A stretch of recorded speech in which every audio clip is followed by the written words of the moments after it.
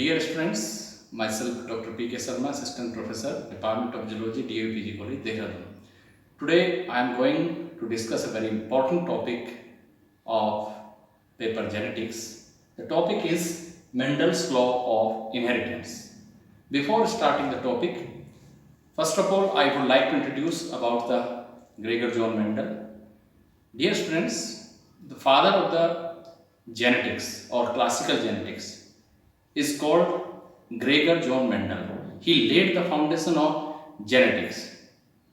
He, in all over the world, first of all, he was very successful to explain the law or results of their hybridization experiments. Gregor John Mendel was born in country Austria in a farmer family. As his father have a very beautiful garden, and that's why from their childhood stage Mendel's was very near and keen to know about the different results or the science behind the plant breeding or plant genetics.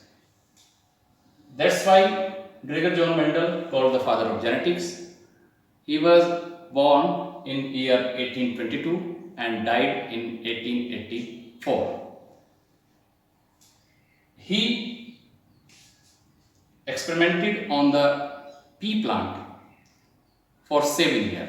Their model plant for their hybridization experiments was pea plant, and that is botanical name of this plant is Pisum sativum, and he basically experimented on this plant for approximately 7 years, and after that he published his results, conclusions before the Royal Society, Natural History Society of Brunn, Austria, and in 1865, and after 1 year the Society, Natural History Brunn Society published these results of Gregor John Mendel in a proceeding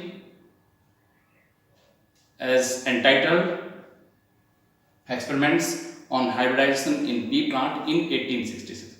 It means जो भी results Mendel के थे, Gregor John Mendel के थे, जो उसने experiments किए मटर के प्लांट पे, वो natural history society Brunn country Austria, उस सोसाइटी ने वो रिजल्ट 1866 में एक प्रोसीडिंग वहाँ से पब्लिश होती है, the proceeding of natural history society, उसमें उसने 1866 में पब्लिश किए. But nobody knows or attended these experiments, and for next 35 years, it means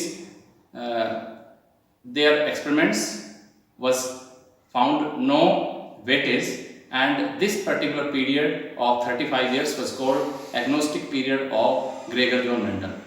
In 1900, three great scientists, one is Hugo de Vries, he was Dutch biologist. The second is Karl Korens, he was German botanist. The third, Erich von Seckmark, he was Austrian botanist. He rediscovered the Mendel's law in 1900, and he concluded their experiments, and the results were the same as was earlier reported by the Gregor John Mendel. Mendel was successful in their hybridization experiment because when he opted the pea plant for their experiment, their success story have 4 facts. The pea plant is having a well-defined characters. They have bisexual flower. They have predominant self-fertilization, and it was very easy to hybrid them. So Mendel were very successful in their experiments on this plant, and it have the different varieties. Mendel selected them and experimented on different characters and on different traits. First, I will discuss the Mendel's law of inheritance. He basically postulated 4 different postulations and gave 2 laws of inheritance. That was law of segregation of gametes or purity of gametes, and law of independent assortment, and one very important postulation, that was law of dominance. It was not a law, it was only an assumption or postulation. So first of all, I will discuss about the law of segregation or purity of gametes. As Mendel selected different characters or different traits, so today we will discuss about the plant height of two different varieties. One variety of pea plant have tall in height and other variety is dwarf in height. He choose these two different varieties for their hybridization experiment. The tall, their genotype is capital T, and the recessive plant have the genotype is small t. This is the parents generation, first generation or parents generation. And for the hybridization experiment, the tall produce only one type of gametes, that is capital T. Dwarf will also form one type of gamete, that is small t. He choose homologous, pure nursery plants. He choose the two different variety, and both the varieties are homologous in condition. It means they are pure plants having the same type of traits. In F1 generation, all plants were tall. It means the phenotype were tall. After hybridization, if F1 generation, Mendel's got only tall plant. All plants were tall. It means the tall character is dominated over the expression of dwarf character. पूरी तरह से tallness, dwarfness के ऊपर पूरी तरह से dominant रूप से उसने एक्सप्रेस किया टॉल प्लांट में. It means phenotype expression is all are tall, लेकिन कहीं ना कहीं ड्वार्फ ट्रेट्स को रिप्रेजेंट करने वाला जीन कहीं ना कहीं उस प्लांट्स में प्रेजेंट था, लेकिन वो अपने आप को एक्सप्रेस नहीं कर पाया. It could not express itself. When self fertilization takes place and the progeny of F1 generation, the offsprings of F1 generation act as a parents for F2 generation. They will form two types of gametes, capital T, small t, and capital T, small t. So both the parents will produce, because both are same type. This condition is called heterozygous condition. And they will produce two types of gametes, capital T, small t. And when we cross, we will get three types of genotypes. One is capital T can paired with capital T can paired with small t, small t can paired with capital T, and small t can paired with small t. So in F2 generation, we will get three types of genotype, capital T, this will tall, capital T, small t, capital T, small t, so both are tall, but in heterozygous condition. This is homozygous. And small t, it will dwarf, because both are recessive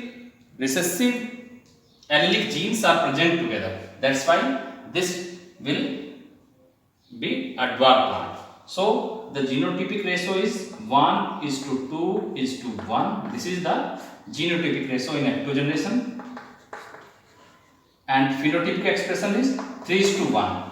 F2 generation में we will get 1, 2, 3. The 3 is tall plant and 1 is dwarf plant. So the ratio is 3:1.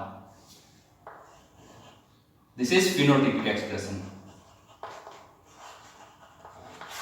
But in genotypic, we will get one pure homozygous tall plant, two heterozygous tall plant, and one pure homozygous dwarf plant. So the phenotypic ratio is 1:2, genotypic ratio is 1:2:1, and phenotypic ratio is 3:1. It means in the F1 generation, both parents are different. One is tall, another is dwarf. But in F1 generation, we will get only one type of offsprings that will have only tall plant. So the dwarfness, dwarf character, dwarf trait is somehow hide over the expression by the expression of tall plant. But this is called law of dominance or postulation of dominance. And in F2 generation, dwarf character appear again. It means in F2 generation, before F2 generation, the parents of the F2 generation, they form the gametes which is pure in form. This is the gametes, this is the gametes, this is the gametes, this is the gametes. They are pure, either it is tall or it is dwarf. And in F2 generation, the gametes is capital T, small t, capital T, small t. It means that either the gametes will have dominant gene or the recessive gene. It means the gametes are always pure. That also prove the purity of gametes, and the plants or dwarf character have a chance in F2 generation to express itself. That also prove the law of segregation of gametes. Purity of gametes or law of segregation. So this cross is called monohybrid cross. Monohybrid cross. Mono means one. When we choose only one character at a time for the hybridization experiment, the cross is called monohybrid cross.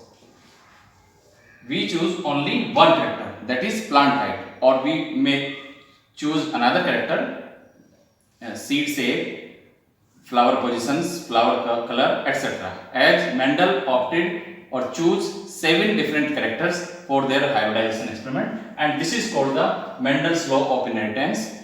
This is also called the monohybrid cross. Thank you.